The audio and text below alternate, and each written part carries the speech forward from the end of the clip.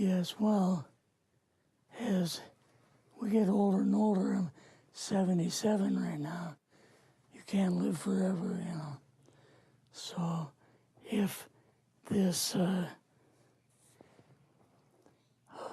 procedure I'm going to have to clean the blood doesn't work, then I've got probably a few more months to make it before my kidneys shut down, you know. So that's kind of why I'm kind of going along with the interview at this time. You're seeing that what you went through is just too important for people not to know about. Yeah. Yeah. Can you just, can we start at the beginning with your military career and just walk through what exactly your experiences were? Was drafted into the military and got into the U.S. Army. After that, I was sent to the Signal Training Center in eastern United States. What year would this be? 58. I went through the Signal Training course. And at that time, I went through the radio teletype course and also the cryptography course, crypto. They had 5 instructors that were getting out of military service. So they pulled the top 5 students, and I was 3rd in the class. So I got pulled as an instructor. Now, were you at this time also working yet for CIA? No. Not yet? No.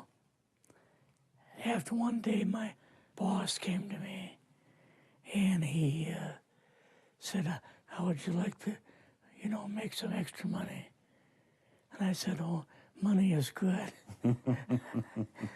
So he's explained to me that he could put it through, would have to get a top secret White House Q clearance for the job, you know. And I thought, boy, must be a pretty exclusive thing, you know. And I said, well, what is this? And he said that I'm director for the CIA for Eastern United States, you know. And I said, oh, I didn't know that.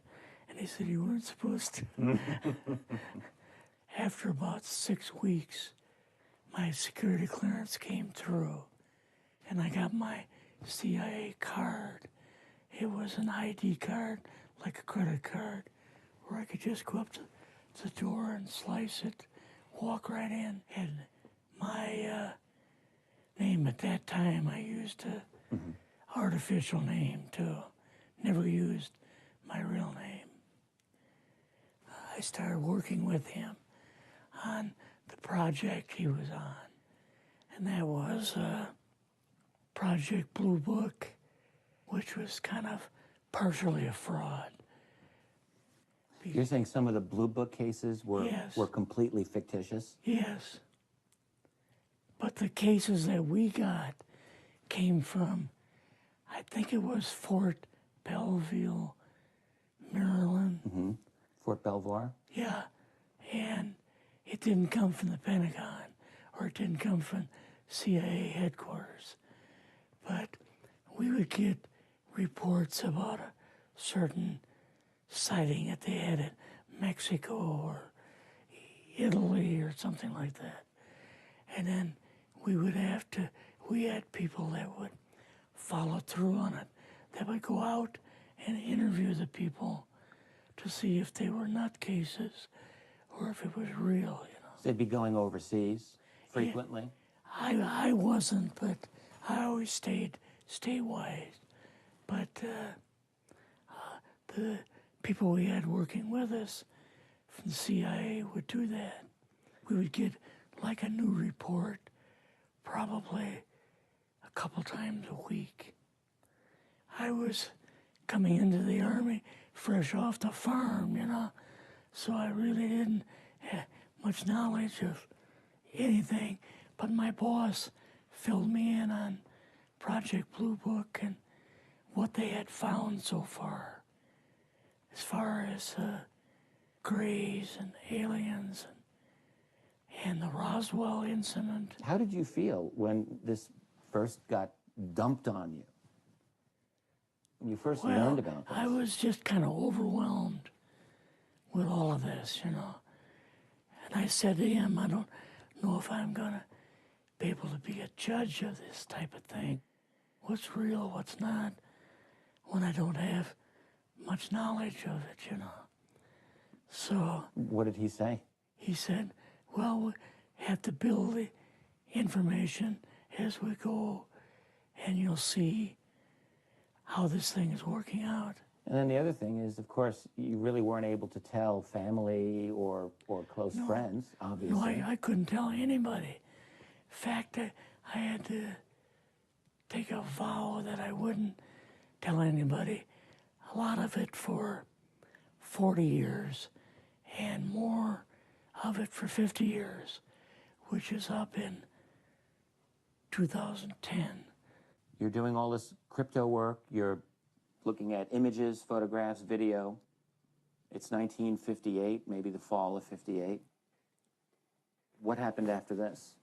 At that time, the Project Blue Book thing kind of went pot, you know. If you remember, back in those days, they kind of declared it as a nothing, you know. Mm-hmm. Right. And they were telling the world all UFOs are misidentifications, hoaxes, balloons. Psychological issues, whatever. Yes. Yeah. So my boss came to me and he says, we've both got a new assignment. And he says, oh, I said, where are we going? Oh, he says, we're going to the Capitol. We're going to be part of the Eisenhower push. He's trying to find out something about all about these aliens that MJ-12 was supposed to find out, but never sent back reports to him. The MJ-12, the UFO control group, were they calling it MJ-12 at that time? Yes. They called us in, went into the Oval Office, and President Eisenhower was there and Nixon, and they said, we called the people in from MJ-12 from Area 51 and S4, but they told us that the government had no jurisdiction over what they were doing. So being a general, past general, you didn't tell them to go to hell without any real good reason, you know. Mm-hmm. So he said, I want you and your boss to fly out there. I want you to give them a personal message. And he says, I want you to tell them, whoever is in charge, tell them that to get in, they have this week, coming week, to get into Washington and to report to me. And if they don't, I'm going to get the First Army from Colorado, and we're going to go over, we're going to take the base over. I don't care what kind of classified material you got. We're going to rip this thing apart. Eisenhower was going to invade Area 51. Yeah, with the First Army. So you go out with your superior. Yes. You fly out. You land. What happens? Can you describe this whole process, what you saw? It took us the 13 or 15 miles south to S4 and like different garage door openings. Okay. And in these garage door openings, they had like different saucer crafts. The very first one had the Roswell craft in. It was kind of crashed up, but apparently every alien that was in it died except for a couple. So you see the Roswell craft, and what are some of the others that you see? Well, the Roswell craft was really strange because it looked like real heavy aluminum foil. We could rock next to it, and you could rock it. The whole thing probably weighed 150, 300 pounds. Could they tell what the source of power was of this craft? Yeah, it was like a reverse gravitational thing of some kind. In fact, one later on, I got the mathematical code for reversing gravity in a 3x5 card. I guess there are different types of grays and so on. How did you see that evidence?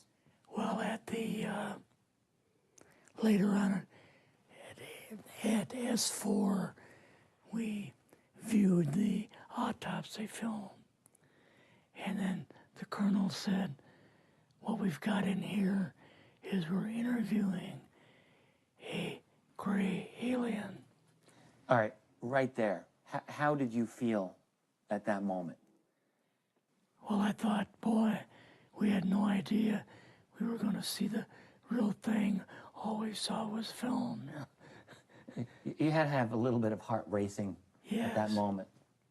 My boss was able to go in and had like a partial interview with him. So what did this gray alien look like? Could you describe him a little bit? This one looked a little bit oriental. So I'm just wondering if it looked almost human, what about this didn't look human? No, it didn't look human as far as the skin tone and basically the shape of it and the size. How was its head size compared with a normal human, for example? Brain was kind of a little bit bigger. And some of the nose was very, very small. And the ears were just like holes. Mouth was very small. Now, why were they bringing you out here at all, anyway, to see an alien? What was the point? To go back and tell the president they actually had one. So he did not know at this point No, if there was an alien at S4. no. What did you do then at Area? Were you done, or did you have other things to do with Yeah, so S4? basically we were kind of done, went back to Area 51. They took us into the main building, and there we saw a U-2, which of course we didn't know existed. And a model of the SR-71. Yeah, the Blackbird. So, but like I mentioned earlier, it was not a model of the current Blackbird. It was an earlier version. But an early version. Did you go directly to Washington after this? Yes. Or did you go somewhere else? How did they get, did you fly regular airline or? We flew back to the commuter plane back to the air base, and then took President Eisenhower's Lockheed Electra back to Washington. You and your supervisor, Yeah. superior officer, and now you're meeting with the president? Yes. Can you describe this? Well, we met with him in, the second story of the old OSS warehouse building. And Eisenhower and Nixon were there, and also Hoover was there. So he asked us what was going on, and we told him about the alien, the whole situation, and the black projects and so on. And he was just totally shocked. He appeared for the first time to be worried. You know, like he was worried. I would think that Eisenhower would, I mean, he certainly knew that flying saucers were real. Yes. He knew that there were aliens. So I guess I'm just wondering, what would he have been, really surprised about? Surprised about the black programs. Eisenhower said, got to keep this thing completely secret. You know, can't talk about this. Your actual name is, I mean, the name you grew up with, that was a different name than what you Yes. had in the... I never used it in the CIA at all. Now, what about today? You're going on the public record, and this is still sensitive information, even though earlier you talked about, you know, security oaths that maybe expire after a certain period of 50 time, years.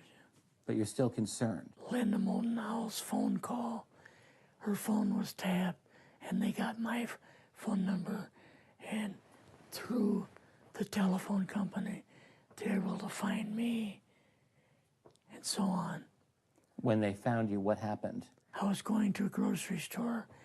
Two guys in a black suits come out of a black Lincoln town car and came over to see me. And they told me that I'd better not publish anything or talk to Linda about any more things. So at that time, I did, you know, I stopped. That was enough to intimidate you. Yes. Rather remain anonymous. Never show my face on anything. Really, thank you for doing this. Yes, this was, I guess, kind of a good idea because I feel much better having talked about it. I kind of feel like there's a load off my shoulders. Really? Because I had an awful lot of secrets that I had kept over the